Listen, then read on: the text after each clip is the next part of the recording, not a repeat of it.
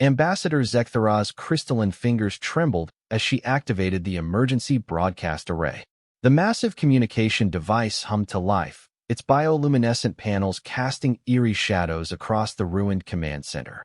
Outside the reinforced windows, the sky burned orange with the fires of a dying world. The collective had come without warning. One moment, the peaceful trading world of Nexus Prime was conducting business as usual, welcoming merchants from across the galaxy. The next, massive black ships blotted out the twin suns, and death reigned from the heavens. "This is Ambassador Zekthara of the Galactic Trade Alliance." She spoke into the transmitter, her voice cracking with desperation. "We are under attack by the collective. Our defenses have fallen. Military forces decimated. Civilian population down to 12% and falling. We need immediate assistance. Anyone who can hear this transmission, please respond."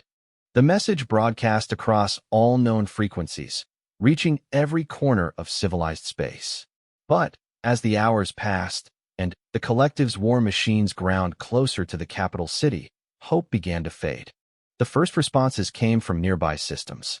The Veltari Confederation expressed their sympathies, but explained their fleets were already engaged defending their own borders. The Crystal Empire offered refugee status for survivors, but had no military assets to spare.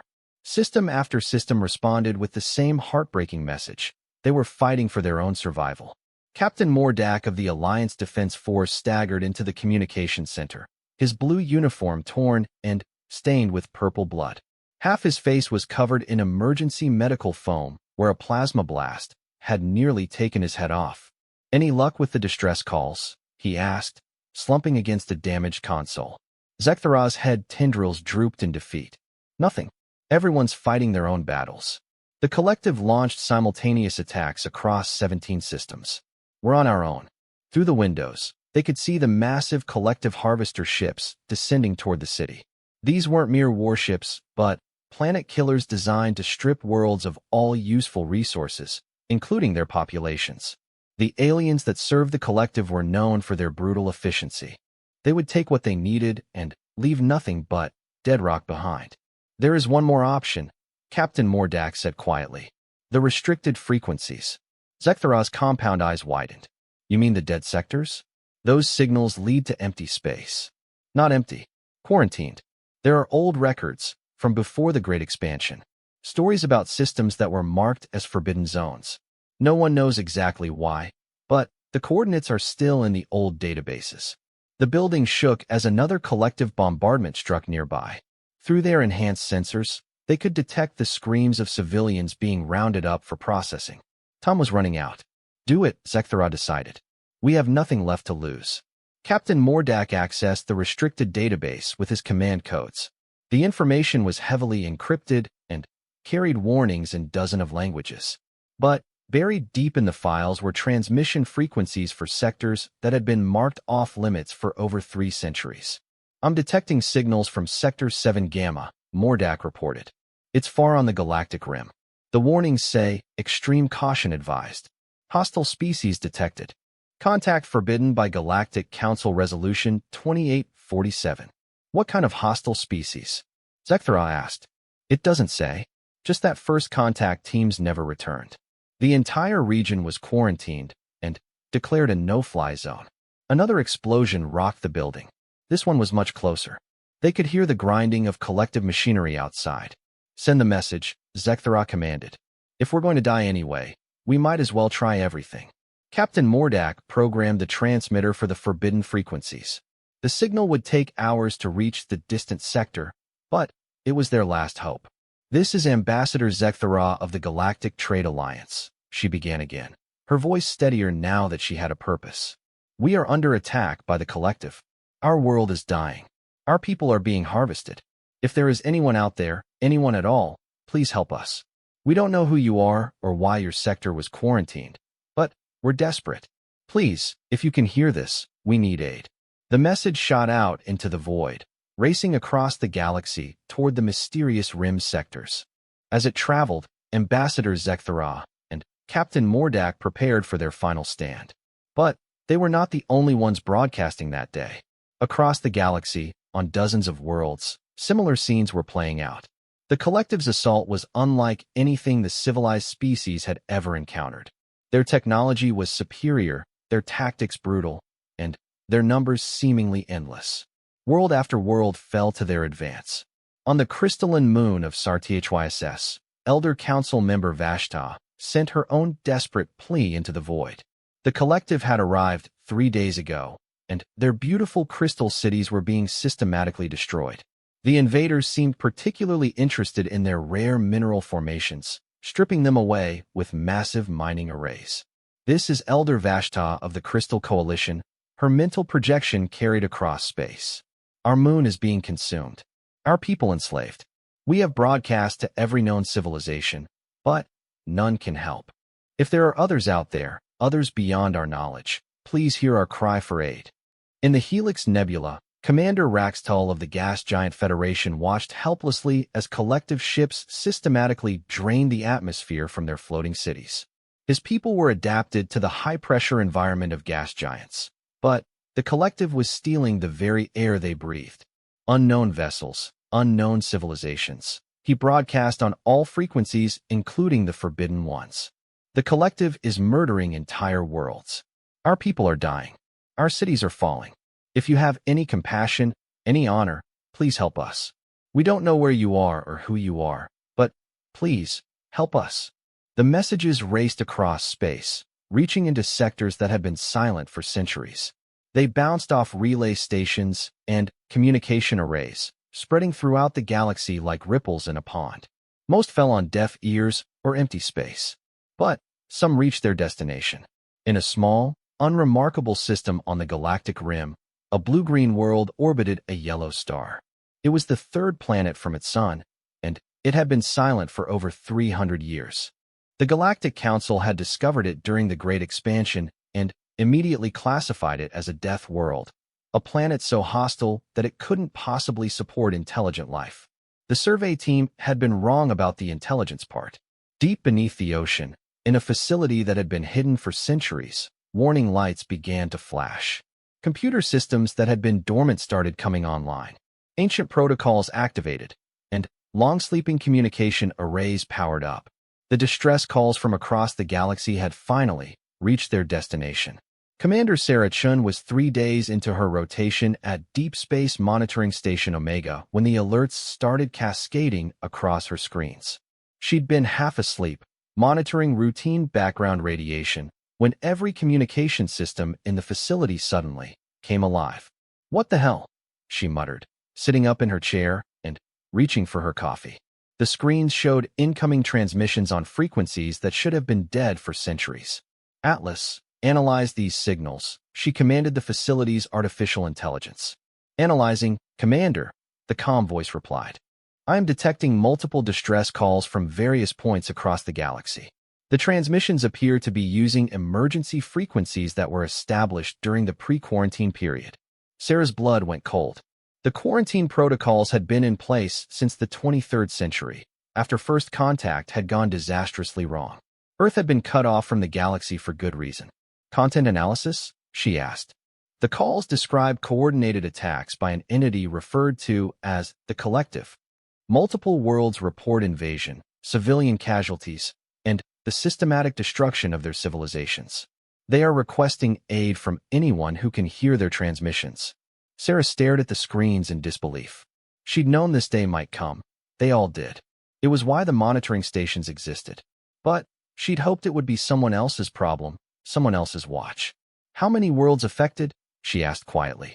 "Current count indicates 47 systems under attack, with the number rising as more distress calls arrive. Estimated population affected, approximately 12 billion sentient beings. 12 billion lives." The number was staggering. "Atlas, activate Protocol 7. Full alert status. Contact all monitoring stations and relay this information to Fleet Command immediately." "Protocol 7 activated, Commander. All stations contacted. Fleet Command has been notified and is requesting immediate conference with all station commanders." Sarah looked out through the facility's reinforced windows at the dark ocean above.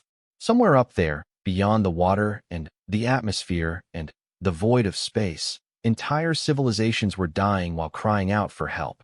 For 3 centuries, humanity had stayed hidden, licking its wounds and building its strength after the disasters of first contact. They had watched from the shadows as the galaxy moved on without them, occasionally intercepting transmissions and monitoring the development of various alien species. But they had never intervened. The quarantine protocols were clear. Earth was to remain hidden until such time as humanity was ready to rejoin galactic civilization on its own terms. The question now was whether that time had finally come. Within an hour, the secure conference call connected all 7 deep space monitoring stations.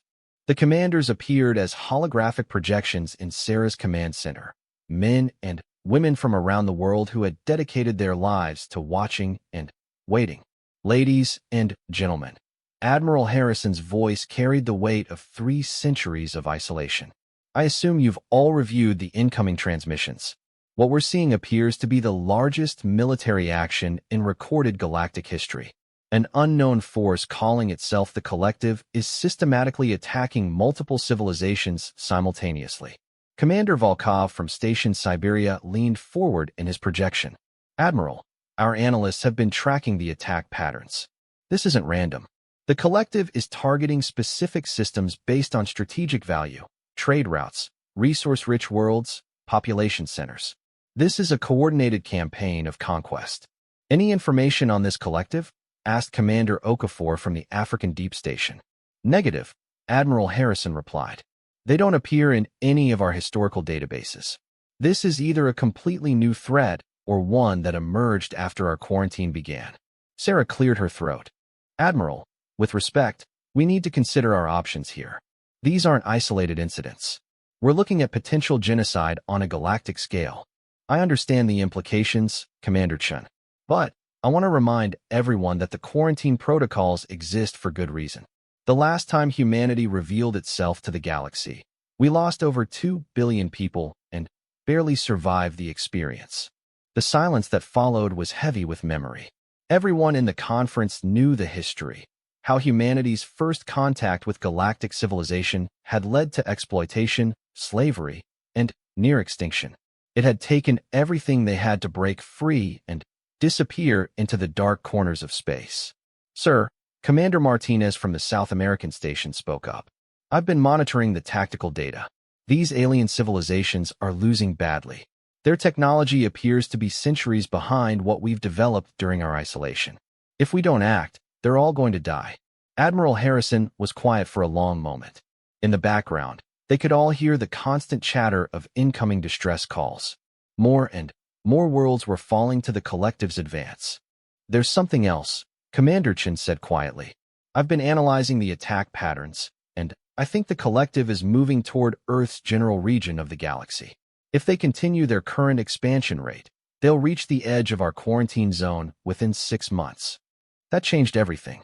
The quarantine had protected Earth for 3 centuries, but it wouldn't stop a force that was conquering the entire galaxy. Options? Admiral Harrison asked. We could maintain the quarantine and hope they don't find us, Commander Volkov suggested.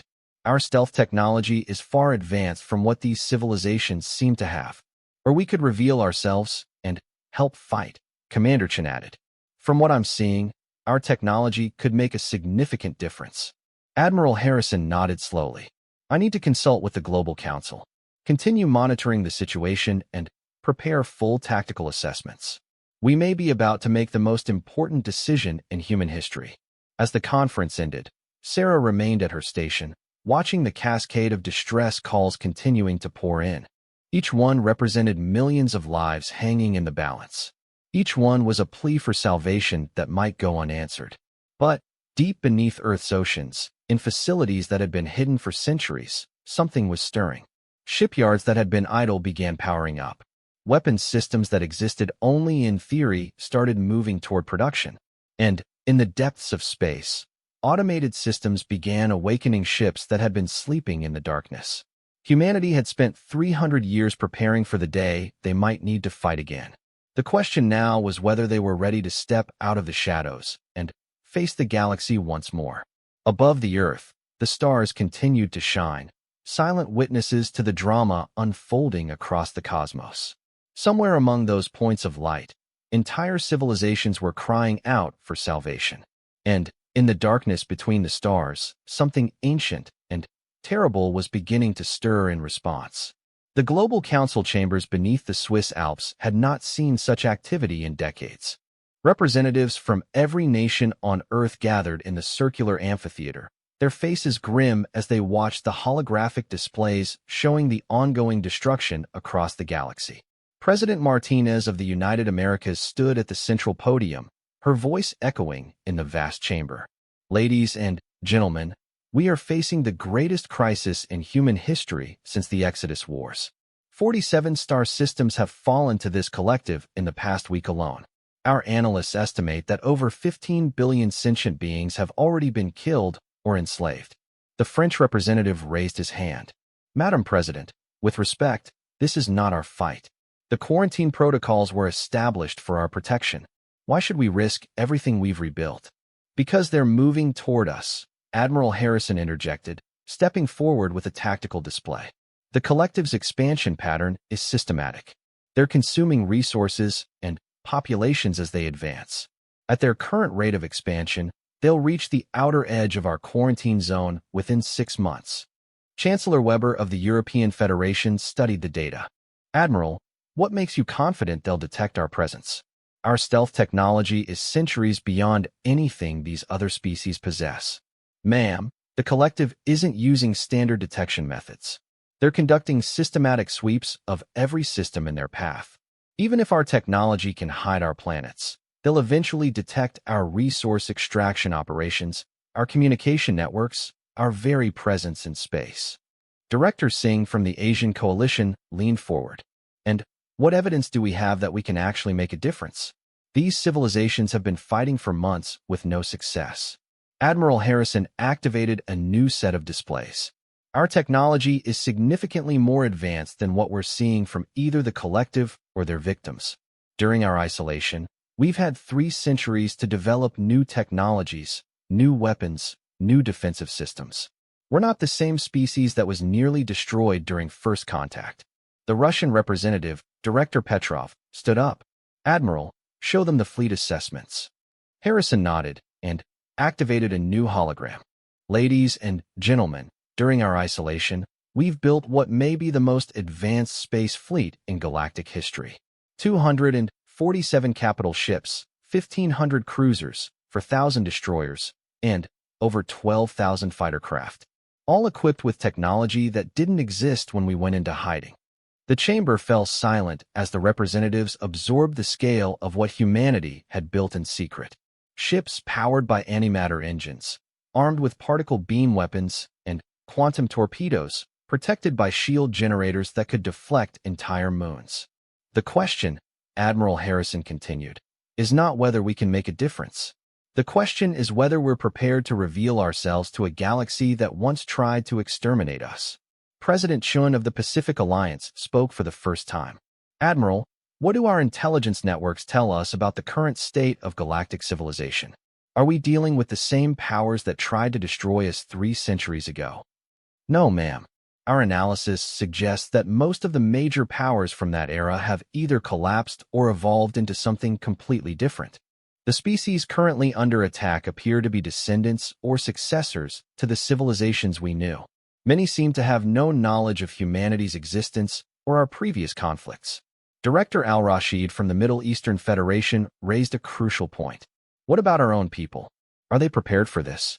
We've spent 3 centuries telling them that isolation was necessary for survival. Now we're asking them to go to war for species they've never met.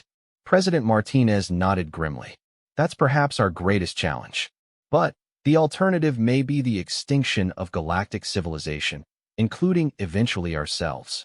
The debate continued for hours, but, as they spoke, the situation in space continued to deteriorate. More distress calls arrived every minute, and the tactical displays showed collective forces advancing inexorably toward Earth's region of the galaxy. Finally, Prime Minister Thompson of the British Isles asked the question they were all thinking. If we decide to act, what exactly are we proposing? Full revelation of our existence. Military intervention? What's the scope of this operation? Admiral Harrison looked to President Martinez, who nodded for him to proceed. We've developed 3 possible response scenarios. Option 1. Limited intervention using automated ships and drones, maintaining our anonymity while providing assistance. Option 2. Partial revelation, making contact with a select few species while keeping our location secret. Option 3. Full disclosure and military alliance with whoever's left to fight. And your recommendation? Asked Chancellor Weber. Option 3. Harrison said without hesitation. The collective is too powerful and too systematic for half measures. If we're going to stop them, we need full cooperation with the surviving galactic civilizations. That means revealing everything. The vote was close, 23 in favor, 18 against, with 4 abstentions. But it was enough. President Martinez stood again. The motion carries. Admiral Harrison, you are hereby authorized to proceed with Operation Renaissance. May God help us all. As the Global Council session ended, Admiral Harrison made his way to the deepest levels of the facility, where quantum communication arrays connected Earth to its hidden fleet. For 3 centuries, humanity had been building and preparing in the shadows, but now it was time to step into the light. Meanwhile, across the galaxy, the situation continued to worsen. On Nexus Prime, Ambassador Zekthara and Captain Mordak had barricaded themselves in the communication center as collective forces swept through the city. Their desperate calls for aid had gone unanswered for days. Still no response from the rim sectors. Captain Mordak reported, his voice hoarse from exhaustion. Keep trying, Zekthara insisted. It's our only hope. Outside, they could hear the mechanical sounds of the collective's processing units. The invaders were methodically cataloging and preparing the surviving population for transport to their harvest ships. What they couldn't use, they simply eliminated. The collective itself remained largely mysterious. Their ships were dark, organic-looking vessels that seemed to absorb light rather than reflect it. Their troops appeared to be cybernetically enhanced beings from various species, though their original biological nature was often impossible to determine beneath all the mechanical augmentation. They communicated rarely, and then, only to demand surrender. They showed no interest in negotiation, culture, or anything beyond the systematic acquisition of resources and useful biological material. Similar scenes were playing out across dozens of worlds. The crystalline beings of SAR-THYSS watched helplessly as their moon was literally dismantled piece by piece. The gas dwellers of the Helix Nebula saw their floating cities fall into the depths as their atmospheric processors were destroyed. But, in the deep monitoring stations around Earth, something was changing. Admiral, Commander Chin reported from Deep Space Station Omega. We're detecting massive power signatures from the hidden shipyards.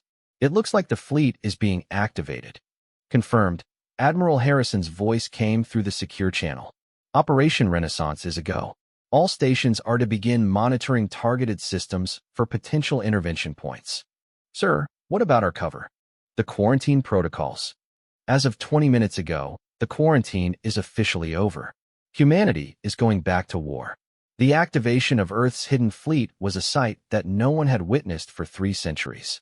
In the darkness between Jupiter and Saturn, massive shipyards that had been disguised as asteroids began to unfold like mechanical flowers.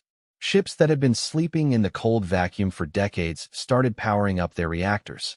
Captain Elena Vasquez stood on the bridge of the EFS Retribution, one of humanity's newest dreadnought-class battleships.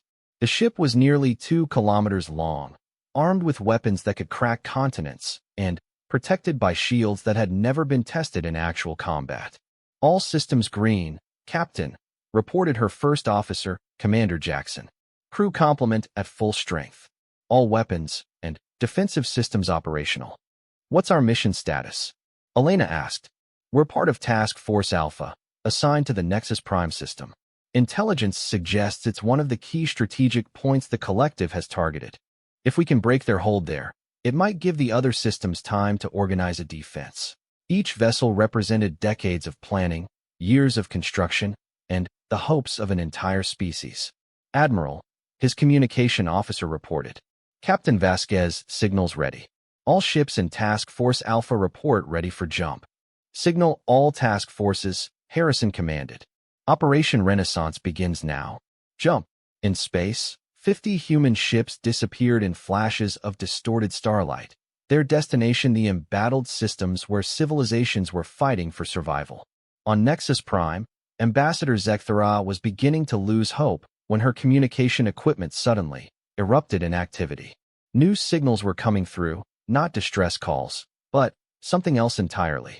Unknown vessels. This is Captain Elena Vasquez of the Earth Federation ship Retribution. We have received your distress call and are responding. Please maintain your position and prepare for immediate assistance. Zekthara stared at the transmitter in disbelief. Captain Mordak, did you hear that? I heard it, he replied, his voice filled with wonder. But Earth? I've never heard of any species called Earth Federation. This is Ambassador Zekthara responding to EFS Retribution. We are trapped in the capital city communication center. Collective forces have overrun our defenses. Our people are being harvested. Please, if you can help us, we need immediate assistance. Roger that, Ambassador. Task Force Alpha is entering your system now. Recommend you take cover. We're about to engage the collective. Outside the communication center, the sounds of battle suddenly changed. The mechanical grinding of collective machinery was interrupted by new sounds. The whine of energy weapons unlike anything in the galactic database. The thunder of explosions that shook the ground for kilometers. Through their sensors, they detected new ships in orbit. Ships that moved with impossible speed and fired weapons that turned collective vessels into expanding clouds of plasma and debris. Unknown human vessels. Came a transmission on collective frequencies. You are interfering with authorized harvesting operations. Withdraw immediately or face elimination. The response came in a voice that carried the weight of 3 centuries of hidden rage. This is Admiral Sarah Chun of the Earth Federation fleet. The only thing being eliminated today is you. High above Nexus Prime, the first battle between humanity and the collective began in earnest.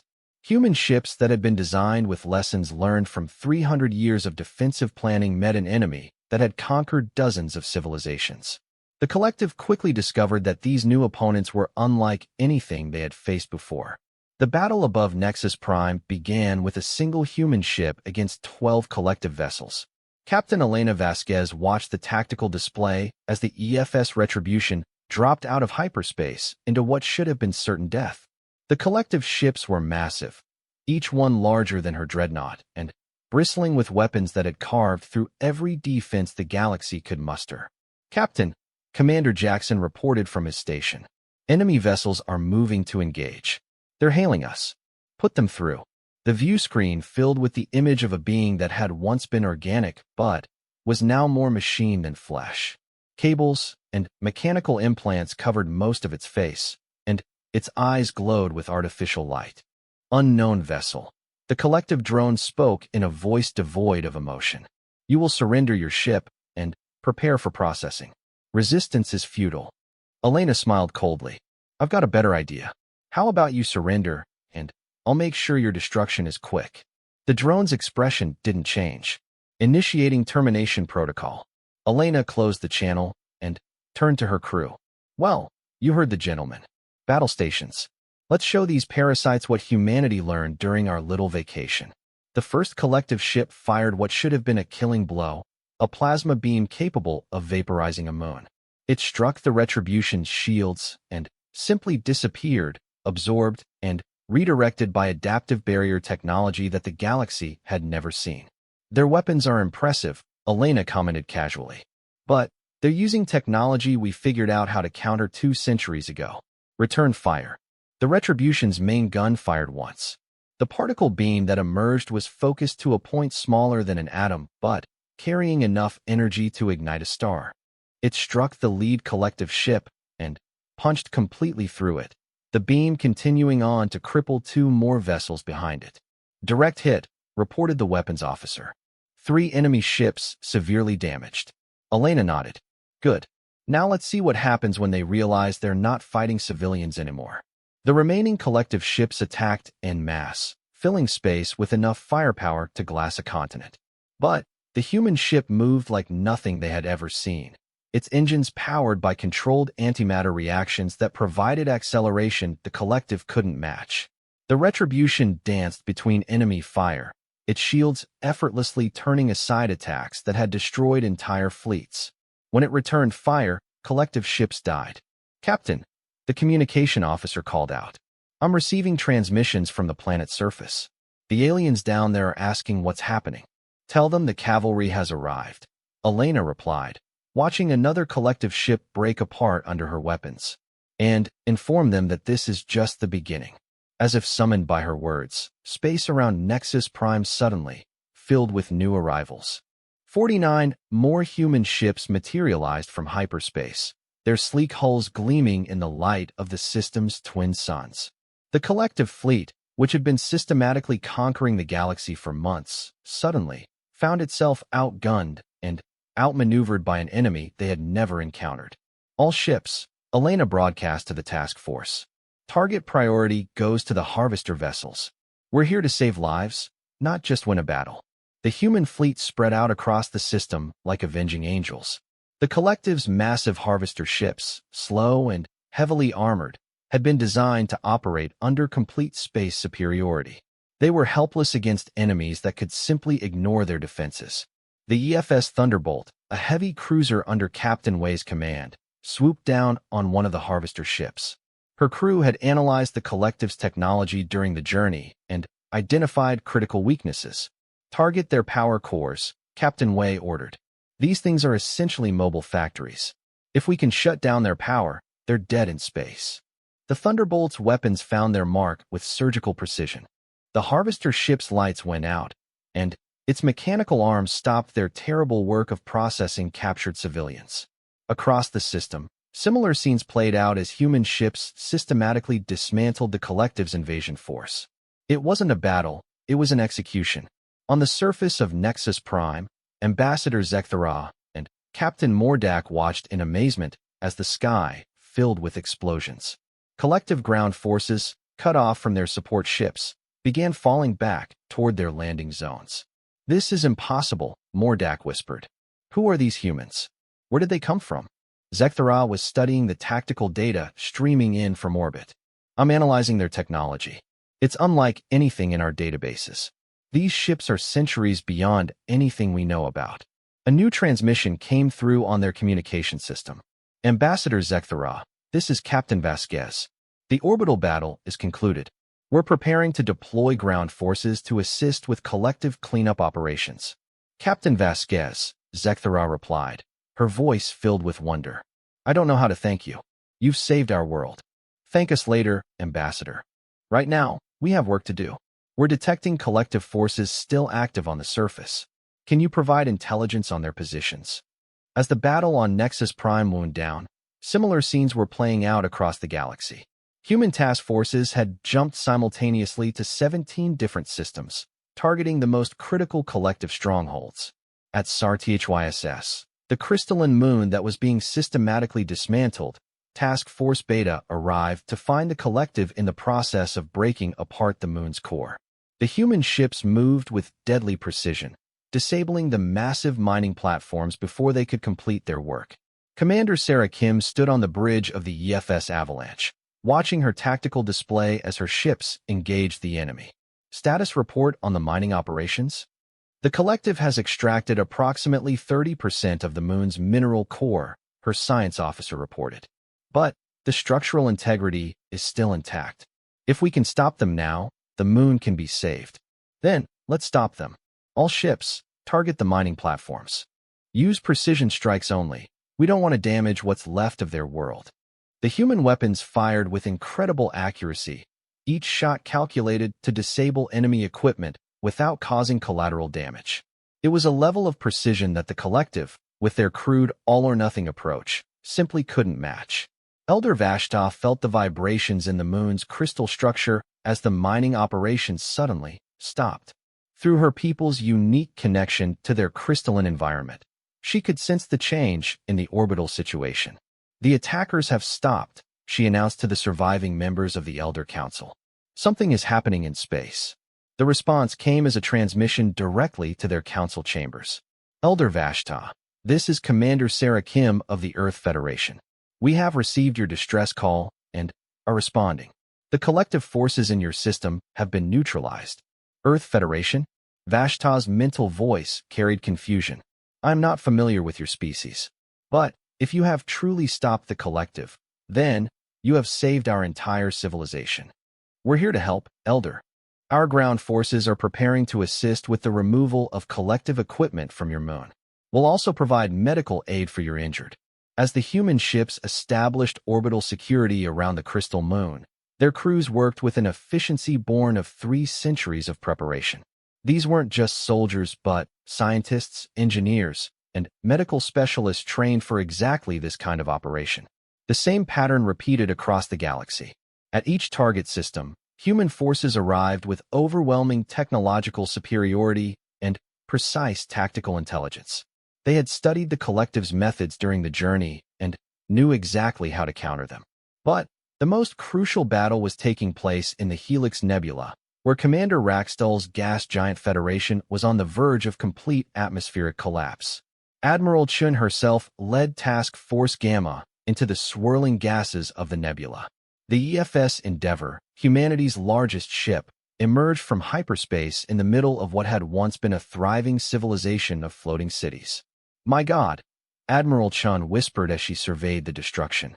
The collective had been systematically draining the atmosphere from the gas giant, causing the native cities to plummet toward the crushing depths below. Admiral, her science officer reported, I'm detecting massive atmospheric disturbance. The collective has destabilized the planet's entire atmospheric system. If we don't act quickly, the whole thing will collapse into the core. Options. We can use our gravitational generators to stabilize the atmospheric layers, but we'll need to eliminate the collective's drain points first. Admiral Chin studied the tactical situation. The collective had established 12 massive atmospheric processing stations around the gas giant, each one sucking millions of tons of atmosphere into their storage vessels. All ships' priority target is the atmospheric processors. We need to shut them down before this planet loses its ability to support life.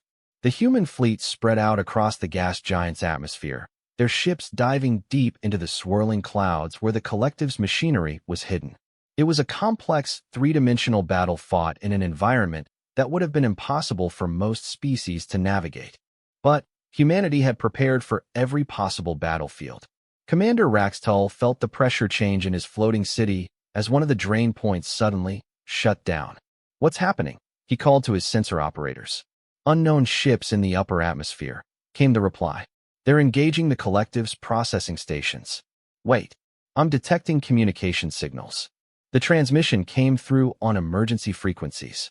Commander Raxtal, this is Admiral Sarah Chun of the Earth Federation. We're working to stabilize your planet's atmosphere. Please coordinate with your people to evacuate any cities that are still falling. Admiral Chun, Raxtal responded, his voice filled with desperate hope. Our cities are failing. The atmospheric pressure is too low to maintain altitude. We're losing altitude toward the core. Understood, Commander. We're deploying gravitational support vessels now. Your cities should feel the pressure stabilizing within the hour. As Admiral Chin spoke, her ships were already in position. Human gravitational technology, developed during centuries of living in the hostile environment of space, was far beyond anything the galaxy had seen. The ships projected gravity fields that literally held the gas giant's atmosphere together, while the collective's processing stations were systematically destroyed. Within hours, the atmospheric pressure began to stabilize. The falling cities stopped their deadly descent and began to rise back to sustainable altitudes. But the battles in these individual systems were only the beginning. Deep in collective space, something much larger was stirring. The organized attacks on their conquest operations had not gone unnoticed. For the first time in their systematic campaign across the galaxy, the collective had encountered an enemy that could not only resist their advance, but actively defeat them. In the central command ship of the collective fleet, the Prime Directive analyzed the tactical data from the failed assaults. The beings known as humans had appeared without warning and demonstrated technology that was clearly superior to anything the collective had encountered. Analysis complete, the Prime Directive announced to its subordinate minds. The human species represents a significant threat to the Great Work. They possess advanced technology and have demonstrated both the capability and willingness to interfere with our operations. Response parameters? Queried one of the lesser collective minds. Full tactical response is authorized. Deploy the harvest fleet. These humans will be added to the collective or eliminated. There is no third option. The order went out across the collective's vast network. Ships that had been conquering the outer rim systems began changing course, converging on the coordinates where human forces had been detected. But the collective had made a critical error in their analysis. They assumed that the human ships they had encountered represented the full scope of humanity's capabilities. They were about to discover just how wrong they were. Back on Earth, Admiral Harrison monitored the tactical situation from the command center beneath the Swiss Alps. The first wave of attacks had been even more successful than hoped, but he knew this was only the beginning. "Sir," his intelligence officer reported, "long-range sensors are detecting massive movement in collective space. It appears they're consolidating their forces for a counterattack." "How massive?" Harrison asked. "Conservative estimate, over 3,000 ships, including vessels we haven't seen before. They appear to be mobilizing everything they have." Harrison nodded grimly. "Signal all task force commanders. Phase 1 is complete. It's time for Phase 2. Across the galaxy, human forces that had been scattered across multiple systems began to consolidate. But they weren't falling back. They were preparing for the real battle that was to come. The galaxy's civilizations had cried out for aid, and humanity had answered. But the war against the collective was just beginning, and the hardest battles were yet to be fought. The collective's response was swift and overwhelming. Within 72 hours of the human intervention, the largest fleet in galactic history was moving toward the systems where Earth's forces had revealed themselves. Admiral Harrison stood in the holographic command center beneath the Alps, surrounded by tactical displays showing the approaching storm. 3,000 collective ships, including massive vessels that dwarfed anything previously seen, were converging on 17 different star systems simultaneously. "Intelligence assessment?" he asked his staff. Commander Torres, head of Xenotechnology Analysis, stepped forward with her report. "Admiral, we're seeing ship classes that don't appear in any of our databases. Some of these vessels are over 10 kilometers in length. We're also detecting energy signatures that suggest they're not just warships, but mobile construction facilities." "Construction facilities for what?" "Unknown, sir. But based on the patterns we've observed, the collective doesn't just conquer worlds, they transform them. These larger ships may be planet killers or worse." Admiral Harrison studied the tactical displays. The approaching fleet was organized with military precision, but it was also massive beyond anything humanity had prepared for. Their original estimate of collective strength had been woefully inadequate. "What's our current fleet disposition?" "All task forces are consolidated and ready, sir. 347 ships across 17 systems. But, sir, we're outnumbered almost 9-1. Harrison nodded grimly. "Then, it's a good thing we didn't plan to fight them conventionally. Signal all commanders. Operation Prometheus is authorized. It's time to show the galaxy what humanity really learned during our isolation." The authorization code went out across the human fleet, and in hidden bays throughout Earth's ships, weapons systems that had never been tested in combat began powering up. Captain Elena Vasquez received the signal aboard the EFS Retribution, now stationed with Task Force Alpha in the Nexus Prime system. She turned to her crew with an expression that mixed anticipation with grim determination. "Ladies and gentlemen, we've just been authorized to use the Prometheus weapons. I don't need to tell you what that means." Her crew exchanged glances. They had all trained with the theoretical applications of humanity's most advanced weapons, but none of them had expected to use them so soon. "Captain," her weapons officer asked quietly, "are we sure about this? Once we cross this line—" "Commander," Elena interrupted, "look at your tactical display. Tell me what you see." The young officer studied his screens. "Collective forces massing for assault on civilian populations, Captain. Estimated casualty count, if they succeed, approximately 4 billion sentient beings." "That's what I see too. And that's why we're going to stop them."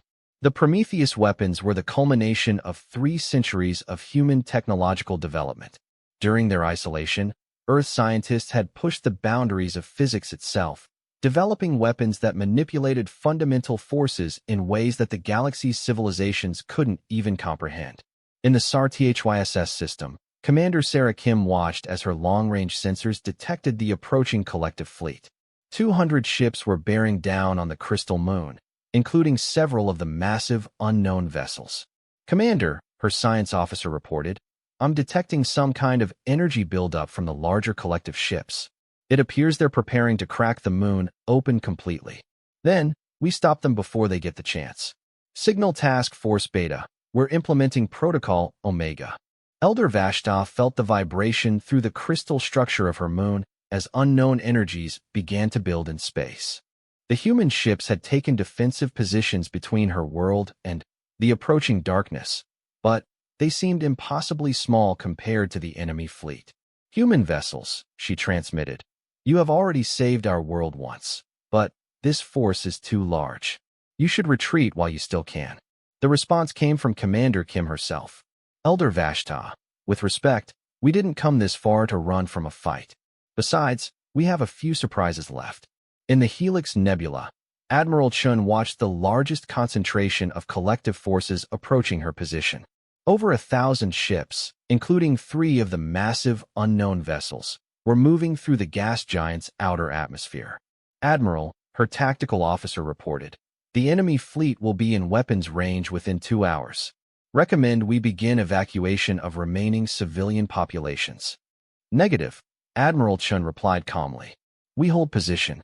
Signal the Endeavor's Special Weapons Division. Prepare the Stellar Lance." The Stellar Lance had been theoretical when humanity first went into hiding. 3 centuries of advancement had made it not only possible, but devastatingly effective. The weapon drew power directly from nearby stars, focusing stellar energy through quantum tunnels that violated several supposedly fundamental laws of physics. But it was what humanity had developed when they realized that conventional weapons might not be enough to protect themselves. As the collective fleets closed in on their targets, the first sign of what was about to happen came from the Nexus Prime system. Captain Vasquez stood on the bridge of the Retribution, watching the enemy fleet approach. 150 collective ships, including 2 of the massive planet killers, were bearing down on the peaceful trading world. "Prometheus array charged and ready, Captain," her weapons officer reported. "Fire." The Prometheus weapon didn't create a visible beam or projectile. Instead, it opened a temporary rift in space-time itself, creating a pocket of hyperspace that moved at near-light speed toward the enemy fleet. When the rift reached the collective ships, it simply erased them. Not destroyed them, not vaporized them, erased them from existence. Where moments before there had been massive warships, now there was only empty space. The effect was selective and precise. The rift eliminated the collective ships while leaving everything else untouched. Debris from previous battles, asteroids, even space dust remained completely unaffected. In less than 30 seconds, 150 collective ships simply ceased to exist. Ambassador Zekthara watched from the surface of Nexus Prime as the sky suddenly became much less crowded. "Captain Vasquez," she transmitted, her voice filled with awe. "What just happened up there?" "We removed the trash, Ambassador. Standard Earth housekeeping procedure." But the collective had more than one fleet, and the other commanders were about to demonstrate that the Prometheus weapon was just the beginning of humanity's arsenal. At SAR-THYSS, Commander Kim faced a more complex challenge. The approaching collective fleet was intermingled with debris from the moon's destroyed defenses, making the Prometheus weapon too risky to use. Instead, she authorized the deployment of humanity's second most closely guarded secret. "Deploy the nanite swarms," she ordered. From hidden bays throughout the human fleet, clouds of microscopic machines began spreading into space. Each nanite was smaller than a virus, but contained computing power that exceeded most planetary networks. Working together, they formed a collective intelligence that could analyze and dismantle any technology they encountered. The collective ships entering the system found themselves under attack by an enemy they couldn't see or understand. Their hull plating began dissolving. Their weapons malfunctioned. Their life support systems started failing. Within minutes, ships that had conquered dozens of worlds were helplessly drifting in space. "What kind of weapons are these humans using?" Elder Vashta asked, watching the enemy fleet simply stop functioning. "Weapons we developed when we realized that sometimes the best way to win a war is not to fight it, Commander Kim replied. We're not destroying their ships. We're convincing their ships that they don't want to fight anymore. But it was in the Helix Nebula that humanity revealed its most devastating capability. Admiral Chun watched as over 1,000 collective ships approached her position, their formation maintaining perfect military discipline despite the massive losses they had witnessed in other systems. They're learning, she observed. They're adapting their tactics based on what happened to the other fleets. Should we deploy alternative weapons? Her tactical officer asked. No, Admiral Chun said quietly. It's time they learned why we've been hiding for 300 years. Activate the Stellar Lance. The weapon drew power directly from the nebula's central star, channeling stellar energy through quantum conduits that shouldn't have been possible according to galactic physics. The energy built slowly, carefully, precisely. Target the enemy formation's center of mass, Admiral Chun ordered. Admiral, her science officer called out. At this power level, the weapon will be visible from halfway across the galaxy. Good, Admiral Chun replied. Let them see what happens when you threaten innocent people. The Stellar Lance fired. A beam of pure stellar energy, focused to a point smaller than an atom but carrying the power of an entire star, reached out across space and touched the center of the collective formation. The result was visible from 3 star systems away. The beam didn't just destroy the ships it hit directly. The energy release caused a chain reaction that propagated through the entire formation, turning matter into energy and energy into light. For a few moments, the Helix Nebula had 2 stars instead of 1. When the light faded, nothing remained of the collective fleet except expanding clouds of plasma that would be visible for centuries to come. But humanity's demonstration of force had consequences beyond the immediate tactical situation.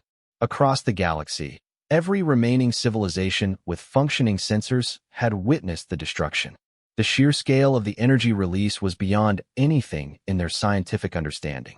Entire research teams were trying to figure out how such a weapon was even theoretically possible. More importantly, the collective central command was analyzing what they had witnessed. In the deepest regions of space, the Prime Directive convened an emergency session of the Collective Council. The beings that had orchestrated the conquest of dozens of civilizations were, for the first time in their existence, experiencing something they had never felt before: uncertainty. Analysis complete, the Prime Directive announced.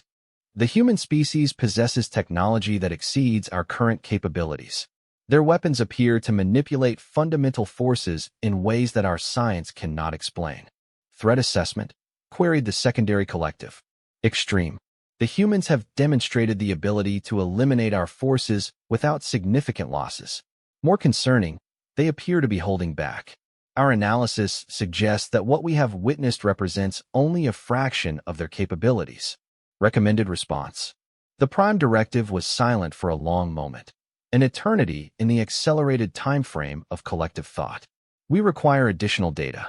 Deploy the Deep Scanner Array. We must locate the human homeworld and assess their full capabilities before determining our response. And if their capabilities exceed our ability to counter them. Another long pause. Then, we must consider options that the collective has never before contemplated. The implication was clear, though unspoken. For the first time in their existence, the collective was considering the possibility of retreat. Meanwhile, on Earth, Admiral Harrison was dealing with the consequences of humanity's revelation. The demonstration of force had achieved its immediate tactical objectives, but it had also announced to the galaxy that a new power had emerged. Admiral, his communications officer reported, we're receiving transmission requests from over 300 different star systems. Everyone wants to know who we are and where we came from. What about the collective? Long-range sensors show them withdrawing from their advanced positions. They appear to be consolidating their forces in their core territories. Harrison nodded. It was exactly what he had hoped for, but he knew it was only a temporary reprieve. The collective wouldn't give up their conquest campaign just because they had encountered unexpected resistance. Signal all task force commanders, he ordered. Phase 2 is complete. Prepare for Phase 3. Sir, his intelligence officer interjected. What exactly is Phase 3? Admiral Harrison looked at the tactical displays showing the positions of human forces scattered across the galaxy. For 3 centuries, humanity had planned for this moment. The day when they would no longer be able to hide in the shadows. Phase 3, he said quietly, is when we stop reacting to the collective and start taking the fight to them. We're going to show the galaxy exactly why humanity disappeared for 300 years and exactly what we learned while we were gone. The message that went out to the human fleet was simple: weapons free. Take the gloves off. Across 17 star systems, human commanders received authorization to deploy technologies that had been held in reserve. Ships that had been holding back suddenly revealed capabilities that defied conventional understanding of physics. The collective had wanted a war. Now they were about to discover what it meant to fight humanity when humanity wasn't just defending itself, but actively hunting its enemies. The galaxy's civilizations had screamed for aid, and Deathworlders had emerged from the darkness. But the real war was just beginning. The war changed the moment humanity stopped holding back. Admiral Harrison stood in the command center beneath the Swiss Alps, watching tactical displays that showed human forces spread across half the galaxy. What had begun as a rescue mission had evolved into something far more significant: the complete restructuring of galactic civilization. Status report, he commanded. Commander Torres stepped forward with her assessment. Admiral, our forces have successfully liberated 43 star systems. The collective has withdrawn to their core territories, but they're not retreating. Our intelligence suggests they're preparing something. We're detecting massive energy buildups in the collective's home systems. Power signatures unlike anything we've seen before. They appear to be constructing some kind of superweapon. Harrison studied the data. The collective had controlled territory spanning dozens of star systems before their expansion campaign began. Now, pressed into their core regions, they had access to resources and technologies that humanity had never encountered. How long before this weapon is operational? Unknown, sir. But, given the energy scales involved, we estimate it could be capable of destroying entire star systems. The implications were staggering. If the collective succeeded in building such a weapon, they could potentially sterilize any system where human forces were operating. Signal all task force commanders, Harrison ordered. Emergency conference in 1 hour. We need to accelerate our timeline. But, while humanity's military commanders planned their next moves, something equally important was happening throughout the liberated systems. The galaxy's civilizations were beginning to understand exactly what had emerged from the darkness to save them. On Nexus Prime, Ambassador Zekthara stood in the rebuilt communication center, reviewing intelligence reports about their rescuers. The data was almost impossible to believe. Captain Mordak, she called to her military advisor. Have you reviewed the technical analysis of the human weapons? I have, he replied grimly. According to our scientists, what they're using shouldn't be possible. They're manipulating fundamental forces that we didn't even know existed. And their ship construction? Every vessel in their fleet appears to be built using manufacturing techniques that are centuries beyond our capabilities. The materials alone represent advances in science that our entire civilization hasn't achieved. Zekthara looked out the window at the human ships maintaining orbital security around their world. The vessels moved with a grace that suggested artificial intelligence integrated into every system, and their weapons had demonstrated precision that was literally surgical. Who are they? She wondered aloud. Where did they come from? And why have we never heard of them before? The same questions were being asked across the galaxy. The human fleet had saved dozens of civilizations, but their origins remained completely mysterious. There was no record of a species called humanity in any galactic database, no mention of an Earth Federation in any historical archive. It was as if an entirely new civilization had simply materialized out of nowhere with technology that exceeded anything the galaxy had ever seen. Elder Vashta of the Crystal Coalition had been working with human scientists to repair the damage done to her moon by collective mining operations. The experience had given her unique insight into human capabilities. They don't just have advanced technology, she reported to the Elder Council. They understand our technology better than we do. Their scientists identified structural weaknesses in our crystal matrices that our own engineers had never noticed. What does this suggest? Asked Elder Morthes. That they've been watching us. For a very long time. They know about our civilizations, our technologies, our histories. But we know nothing about them. The revelation was disturbing on multiple levels. If humanity had been observing galactic civilization without revealing themselves, what else might they know? What other secrets might they possess? Commander Raxtal of the Gas Giant Federation had reached similar conclusions. The human ships operating in the Helix Nebula demonstrated an understanding of atmospheric dynamics that exceeded his own people's expertise, despite the fact that they were apparently not evolved for life in gas giant environments. They've studied us, he told his council. Not just recent observations, but detailed analysis going back generations. They know how our cities work, how our technology functions, even how our society is organized. But it was Admiral Chun herself who provided the first real answers about humanity's mysterious past. After the destruction of the collective fleet in the Helix Nebula, she had been approached by representatives from dozens of surviving civilizations, all demanding answers about who humanity was and where they had come from. Standing in the diplomatic bay of the EFS Endeavor, surrounded by holograms of alien dignitaries, Admiral Chun made a decision that would change the galaxy forever. Ladies, gentlemen, and honored beings, she began formally. You want to know who we are and where we came from? I'm going to tell you the truth, but I warn you, it's not a pleasant story. She activated a holographic display showing the galaxy as it had appeared 3 centuries earlier.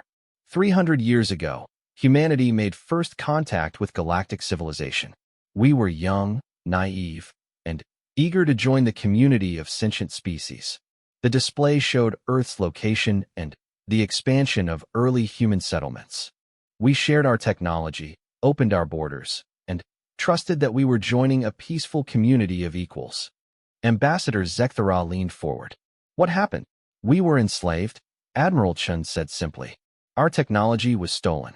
Our people were sold in markets across the galaxy. Our worlds were stripped of resources. Within 50 years of first contact, humanity was nearly extinct. The alien representatives exchanged glances of shock and disbelief. The galactic community they knew prided itself on peaceful cooperation and mutual respect. But you survived, Elder Vashta observed. Barely. A few million humans escaped to the galactic rim and went into hiding.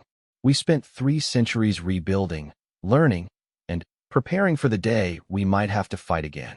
Commander Raxtal asked the obvious question. Why reveal yourselves now? Why risk everything to help us? Admiral Chin's expression softened slightly. Because we've been monitoring the galaxy ever since we went into hiding. We've watched your civilizations grow and develop. You're not the same species that enslaved us. You've built something better. She paused, looking at each of the representatives. And because when we heard your calls for help, we realized that we couldn't remain hidden while entire civilizations were being destroyed. We've been where you are now. We know what it feels like to face extinction. The revelation sent shock waves throughout the surviving galactic civilizations.